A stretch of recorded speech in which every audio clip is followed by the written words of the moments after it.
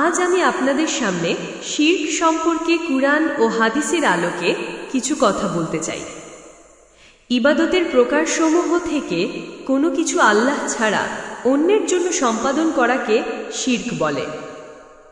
আল্লাহ ছাড়া অন্যের নিকট দোয়া করা, গায়রুল্লাহ জন্য কুরবানি করা, মানত করা এবং এমন বিষয়ে আল্লাহকে বাদ দিয়ে অন্যের নিকট উদ্ধার কামনা করা যা থেকে উদ্ধার করার ক্ষমতা আল্লাহ ব্যতীত অন্য কেউ রাখে না। আর তাওহীদ হচ্ছে একমাত্র আল্লাহ তাআলার জন্য ইবাদতকে নির্দিষ্ট করা। তাওহীদ বনি আদমের মূল বিষয়, পরে তাদের মধ্যে শিরক প্রবেশ করেছে। আল্লাহ তাআলা বলেন, প্রথমে সব মানুষ একই পথের অনুসারী ছিল। তাদের মধ্যে যখন মতভেদ শুরু হলো তখন আল্লাহ নবীদেরকে পাঠালেন। তারা ছিলেন সঠিক পথের অনুসারীদের জন্য সুসংবাদদাতা এবং বেঠিক পথ অবলম্বনের পরিণতির ব্যাপারে ভীতি প্রদর্শনকারী। আর তাদের সাথে সত্য কিতাব পাঠান, যাতে সত্য সম্পর্কে তাদের মধ্যে যে মতভেদ দেখা দিয়েছিল তার মীমাংসা করা যায়। সূরা আল বাকারার 213 নম্বর আয়াত। নূহ আলাইহিস সালামের জাতির মধ্যে সর্বপ্রথম শিরকের আবির্ভাব হয়। কতিপয় সৎ লোককে নিয়ে বাড়াবাড়ি করার কারণেই তাদের মধ্যে শিরক প্রবেশ করে। আল্লাহ তাআলা বলেন, কাফেররা বলল, তোমরা নিজেদের মাবুদগুলোকে পরিত্যাগ করো না, বিশেষ করে ওয়াদ, সুয়া, ইয়াগুস, ইয়াউক এবং নাসেরকে কখনো পরিত্যাগ করো না। সূরা নূহ 23। সহিহ বুখারীতে আব্দুল্লাহ ইবনে আব্বাস রাদিয়াল্লাহু আনহু থেকে বর্ণিত হয়েছে, তিনি বলেন, এগুলো হচ্ছে নূহ আলাইহিস সালামের গোত্রের কতিপয় সৎ ব্যক্তির নাম।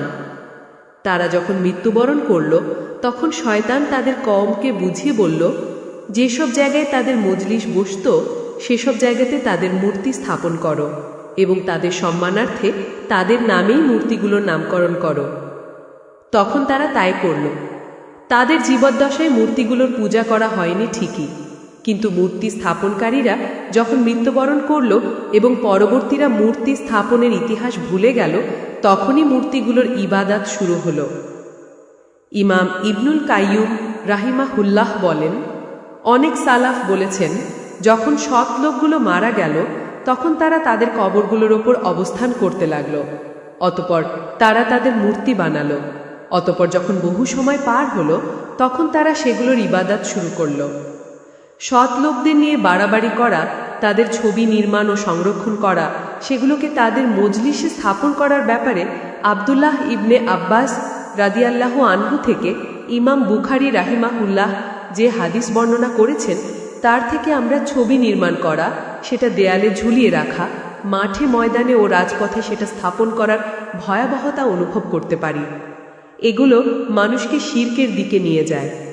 এই ছবিগুলো এবং রাজপথে ও মাঠে ময়দানে স্থাপিত মূর্তিগুলোর প্রতি সম্মান প্রদর্শন এমনভাবে বাড়তে থাকে যে একসময় এগুলোর ইবাদত শুরু হয়ে যায়, যেমন হয়েছিল নূহ আলাইহিস সালামের সম্প্রদায়ের মধ্যে। শিরক তথা আল্লাহর সঙ্গে অংশীদার স্থাপন করা সবচেয়ে বড় গুনাহ। নবীজি সাল্লাল্লাহু আলাইহি ওয়াসাল্লাম শিরকের মারাত্মক পরিণাম সুস্পষ্টভাবে তুলে ধরেছেন। আল্লাহ তাআলা নবীজি সাল্লাল্লাহু আলাইহি ওয়াসাল্লামকেও শিরক থেকে সতর্কতা অবলম্বন করতে এভাবে বলেছেন, যদি তুমি শিরক করো তবে তোমার সমস্ত আমল অবশ্যই বাতিল হয়ে যাবে এবং নিশ্চিত ক্ষতিগ্রস্তদের অন্তর্ভুক্ত হবে। সূরা জুমার আয়াত 65। হযরত আবু বকর রাদিয়াল্লাহু আনহু বর্ণনা করেছেন, রাসূলুল্লাহ সাল্লাল্লাহু আলাইহি ওয়াসাল্লাম বলেছেন, আমি কি তোমাদের সবচেয়ে বড় গুনাহসমূহের কথা বলবো না? সাহাবীগণ বললেন, নিশ্চয়ই বলুন হে আল্লাহর রাসূল সাল্লাল্লাহু আলাইহি ওয়াসাল্লাম। তখন রাসূলুল্লাহ সাল্লাল্লাহু আলাইহি ওয়াসাল্লাম বললেন, আল্লাহর সঙ্গে শরীক স্থাপন করা, পিতামাতার অবাধ্য হওয়া। বুখারী 6976। হযরত জাবির রাদিয়াল্লাহু আনহু বর্ণনা করেছেন, রাসূলুল্লাহ সাল্লাল্লাহু আলাইহি ওয়াসাল্লাম বলেছেন, যে ব্যক্তি কোনো শিরক করা ছাড়া আল্লাহর সঙ্গে সাক্ষাৎ করবে অর্থাৎ মৃত্যুবরণ করবে, সে জান্নাতে প্রবেশ করবে। আর যে ব্যক্তি শিরক করা অবস্থায় মৃত্যুবরণ করবে সে জাহান্নামে প্রবেশ করবে। মুসলিম 9:3।